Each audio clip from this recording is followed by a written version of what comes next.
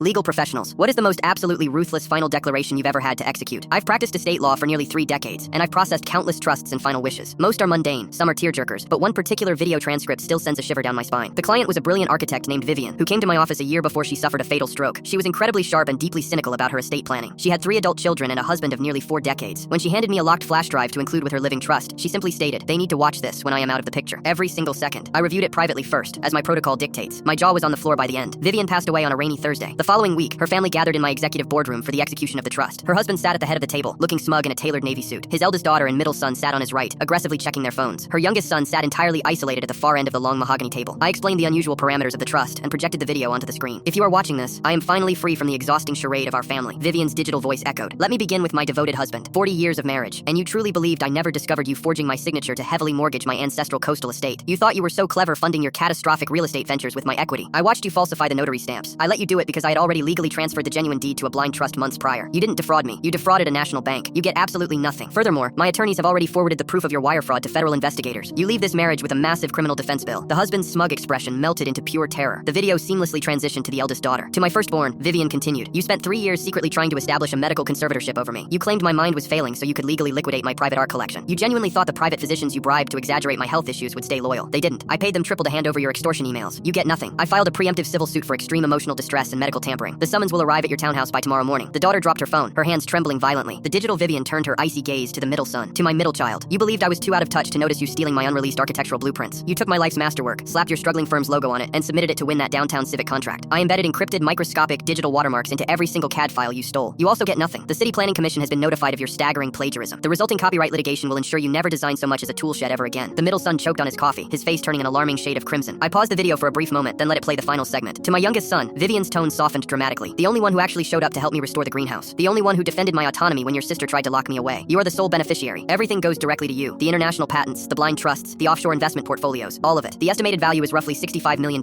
Your father and siblings will demand you bail them out of the legal hellfire I intentionally orchestrated. Do not give them a single dime. They manufactured their own destruction. I loved you, and you were the only one who actually loved me back. Build a magnificent life and never carry an ounce of guilt for surviving this parasitic family." I turned off the projector. The boardroom erupted into absolute chaos. The husband was screaming obscenities about hiring defense attorneys. The eldest daughter and middle son were hysterically threatening their younger brother. I had to summon building security to physically separate them and escort the aggressors out of the lobby. The youngest son remained in his chair, completely stunned. He looked at me, his eyes wide with disbelief. "Did she really plan all of this?" "She spent her final year setting an inescapable trap," I replied. "She wanted them to know she was the architect of their downfall." He exhaled a long, shaky breath. "Good. That was 5 years ago. The youngest son now runs a prominent philanthropic foundation. The husband is serving a lengthy sentence for federal bank fraud. The daughter was utterly bankrupted by the legal fees, and the middle son's architectural firm was dissolved in disgrace. The most ruthless final declaration I ever executed was also a masterpiece of justice."